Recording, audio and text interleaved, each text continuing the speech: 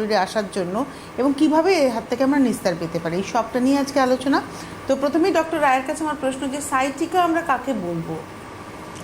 দেখুন, সায়াটিকা যেটা হলো সেটা একটা হলো সায়াটিক নার্ভ রয়েছে, যেটা আমাদের বডির হলো সবচেয়ে লম্বা আর মোটা নার্ভ। সেটা হলো আমাদের লাম্বার স্পাইন থেকে শুরু করে এটা নিচের দিকে আমাদের যায়। এটা সেইখানটাতে যখন আমাদের একটা পেইন হয়, পেনটা রেডিয়েট করে, মানে কোমর থেকে বা হিপ রিজন থেকে এটা পায়ের দিকে ব্যথাটা ছড়ায়। এই যে কন্ডিশনটা, সেটাকে বলা হয় সায়াটিকা।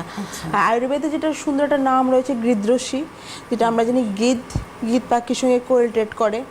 আর এটা হওয়ার যে মেইন যে আমাদের কারণগুলো থাকে, সেগুলো আমাদের পশ্চার একটা বড় কারণ। কারণ আমরা যদি পশ্চার ঠিক না থাকে, মানে ঘুমানোর পশ্চার বা বসার পশ্চার, বেশিক্ষণ লং টাইম বসে যে আমাদের কাজ রয়েছে সেগুলো, বা কিছু কারণে যদি আমাদের যে স্পাইনাল কর্ড, বেসিক্যালি তো আমাদের স্পাইনাল কর্ডে যে কোনো যদি ইনজুরি থাকে বা হার্নিয়েশন হয়ে যায়। মানে আপনি যেটা বললেন যে সাইটিকার পেইন হচ্ছে মেইন, হচ্ছে এটা পেইন একটা মানে ব্যথাজনিত ব্যাপার, এবং সেটা আমাদের মানে হিপ রিজিয়ন থেকে একদম পায়ের পিছন দিক দিয়ে গিয়ে পায়ের মানে গোড়ালি অবধি ব্যাপারটা যাচ্ছে, তাই তো? এবং এটি আপনি বললেন যেটা মানে ওই শকুনের সাথে এটাকে তুলনা করা হয় এই রোগটাকে। আর কারণ হিসেবে আপনি বলছেন যে আমাদের পশ্চারও কারণ। হ্যাঁ, পশ্চারে আমাদের একটা বড় কারণ থাকে। আমরা যে লং টার্ম বসে থাকি বা শুয়ে থাকি, যে পশ্চার ঠিকঠাকভাবে যদি না বসি, বা তার সঙ্গে যদি আমাদের স্পাইনের মধ্যে হার্নিয়েশন হয়, বা কোনো হার্নিয়েশন মানে আমাদের যে ভার্টিব্রা কলামগুলো আছে ওই জায়গাতে একটু সরে গেল, বা কিছু কারণে ওটা ন্যারো হয়ে গেল, এসব কারণের জন্য কিন্তু আমাদের এটা হয়। ওবেসিটি একটা বড় কারণ থাকে সায়াটিকা হওয়ার জন্য। মানে অনেকগুলোই কারণ আপনি কিন্তু আমাদের বললেন। তো ডক্টর খান, এটা কি বয়সজনিত রোগ হিসেবে আমরা ধরতে পারি, নাকি না এটা শুধুমাত্র মানে হতেই পারে সকলের? দেখুন, বয়স জড়িত বেসিক্যালি এটাও তো বাতের সমস্যা, তো এটা বয়স জড়িত একটা সমস্যা হতে পারে। কেন কি যে জায়গায় এটা প্রবলেমটা হচ্ছে, এটা আমাদের ওয়ারেন্টের জয়েন্ট, তো একটা বয়সের পরে প্রবলেমটা আমাদের আসতে পারে। কিন্তু বেসিক্যালি খুব কমনলি এটা তখনই দেখা যায় যখনই আমাদের স্পাইনে কিছু চেঞ্জেস হয়, তখনই কিন্তু আমরা দেখি এই প্রবলেমগুলো অ্যারাইজ করে। সাইটিকা বেসিক্যালি কোনো রোগ নেই, সাইটিকা বেসিক্যালি একটা সিমটমস রয়েছে, যে আমাদেরকে কিন্তু মানে জানানোর চেষ্টা করে যে আমাদের স্পাইনে কোনো না কোনো ধরনের কিছু চেঞ্জেস আসছে। কারণ সাইটিক নার্ভ যেটা রয়েছে, এটা আমাদের শরীরে সবথেকে বড় নার্ভ, সবথেকে বড়। এই কথাটা কিন্তু খুব ইম্পর্টেন্ট, যে এটা কোনো রোগ নয়, এটা একটা সিমটমস দেয় যে আমার শরীরে বড় রোগ আসতে চলেছে। তার মানে যাদেরই সাইটিকার পেইন হচ্ছে তাদের সতর্ক হতে হবে। রাইট, কেন কি এই নার্ভটা যেটা রয়েছে, এটা আমাদের কোমর থেকে দুটো দিকেই আমাদের নামে এই নার্ভটা, আর হাঁটু পর থেকে তারা মাল্টিপ্লাই অন্য অন্য ব্রাঞ্চে চলে যায়।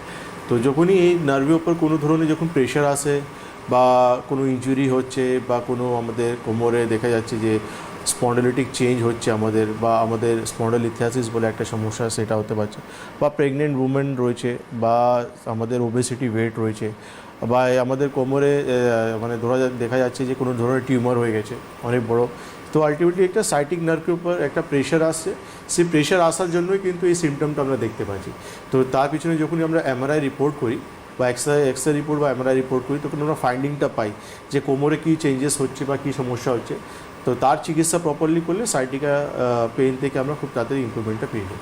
ওকে, তো এবারে আমরা যদি আসি যে ট্রিটমেন্ট প্রসিডিওর, মানে সাধারণ মানুষ তো একটা নিশ্চয়ই সিমটমস, সে তো আর জানে না তার সাইটিকা হয়েছে কিনা, তার মেইন সিমটমসটা কী হবে ডক্টর রায়? যে একজন মানুষ কী করে বুঝবেন যে আমার সাইটিকা হচ্ছে? সেটা একটা পেনটা মেনলি, আর পেনের যে ধরনটা একটু ডিফারেন্ট হয়। কীরকম হয় যে হিপ থেকে বা আমাদের কোমর থেকে ব্যথাটা পায়ের দিকে নামবে, একটা সাইডে মেনলি নামে, কখনো কখনো আমরা দেখি দুটো সাইডই নামতে পারে। সেকেন্ড যে ব্যথাটা হবে না, একদম শার্প ব্যথা হবে, পয়েন্টেড ব্যথা হবে, যেটা আমরা বলে শুট ব্যথা হচ্ছে একদম। তার সঙ্গে কী হবে, একটা বার্নিং সেন্সেশন থাকবে, কারণ কম্প্রেশন জানি ওটা স্পাইনাল কর্ডে কোথাও না কোথাও একটা ড্যামেজ হচ্ছে, তার জন্য এই নার্ভের উপর প্রেশার আসছে। এবার সেখানে যেরকম বার্নিং সেন্সেশন হওয়া, মানে জ্বালা জ্বালা ভাব করা বা ঝিনঝিন ভাব করা থাকে, বা আমাদের মাসেলটা খুব উইক হয়ে যায়, তো চলাফেরাতে একটা স্থগিতা আসে, মানে আস্তে আস্তে আমরা চলি, আমাদের স্টেপগুলো আস্তে আস্তে হয়, বা যখন আমরা স্টেপ ফেলি, একটা যখন সাইটিকার পেশেন্ট আসবেন আপনার কাছে, যখন উনি হেঁটে আসছেন, ওনার হাঁটা দেখে আপনি বুঝতে পারবে যে উনি সাইটিক পেশেন্ট। আচ্ছা, তো এইটা হচ্ছে সিমটমস, মানে মেইন হচ্ছে পেনের ধরনটার কথা আপনি বললেন। তো মানে ডায়াগনোসিসের ক্ষেত্রে আপনাদের ডক্টর খান ক্লিনিক্যাল আই তো একটা বড় ব্যাপার, কিন্তু এর পাশাপাশি কোনো কি টেস্ট আছে, যেটা প্যাথোলজিক্যাল টেস্ট বা যেটার মাধ্যমে ধরা পড়বে যে হ্যাঁ এই পেশেন্টের সাইটিকা হয়েছে? কিন্তু সাইটিকা এটা হচ্ছে আমাদের ক্লিনিক্যালি আমাদেরকে মানে কনফার্ম করতে হবে যে পেশেন্টের সাইটিকা পেইন হচ্ছে। সেটা আমরা পেশেন্টকে যখনই বেডে সুপাইন পজিশনে শুয়ে দিই, তারপর পেশেন্টকে আমরা বলি যে একটা পা সোজা রাখতে হবে আর একটা পা আমাদেরকে 90 ডিগ্রি পর্যন্ত তুলতে হবে। তো যার সাইটিকা থাকবে সে 40 পর্যন্ত গেলেই কিন্তু সে পেন পেয়ে যাবে, তারপর আর সে বেশি তুলতে পারবে না। তো সেখানেই কনফার্ম হয়ে যাবে যে পেশেন্টটা সাইটিকা থেকে আক্রান্ত হয়ে গেছে। কিন্তু আমি যেটা বললাম, সাইটিকা কিন্তু রোগ নেই, সাইটিকা একটা সিমটমস। তো যখন আমি এটা দেখতে পাচ্ছি, তার সঙ্গে আমাদের কিন্তু কোমরে একটা এমআরআই বা এক্সরে রিপোর্ট করে নেওয়া উচিত। মানে আমি এই জায়গাটা আমি আরেকবার একটু ব্যাক করতে চাই যে আপনি যেটা বারবারই বলছেন যে সাইটিকা রোগ নয়, সাইটিকা একটা সিমটমস, এটা একটা অ্যালার্মিং সিচুয়েশন। তাহলে এই রোগটা থেকে কোন কোন দিকে আমাদের রোগ আসতে পারে? দেখুন, সাইটিকা নার্ভ খুব ইম্পর্টেন্ট একটা নার্ভ, একটা লংগেস্ট নার্ভ আমাদের শরীরে।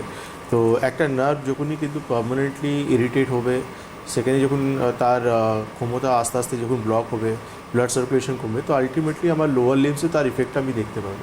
মানে আমার লোয়ার লিম্সে যেটা আমরা দেখতে পাবো যে আমার হাঁটাচলা ক্ষমতা কমে যাবে, আমার মার্সাল উইকনেস আসবে, আমার ইউরিন ধরার বা স্টুল ধরে রাখার ক্ষমতা কিন্তু চলে যেতে পারে আমার। আর তার থেকে বেশি যখন খুব বেশি ড্যামেজ হবে, তখন আমি দেখবো ফুট ড্রপ হয়ে যাচ্ছে, মানে পায়ে পাতা আমার সবসময় এরকম পড়ে যাবে, আমি পা সোজা রেখে আমি তার উপর হাঁটতে পারবো না। আচ্ছা, একটা টেলিফোন নিয়ে নিই। নমস্কার, কে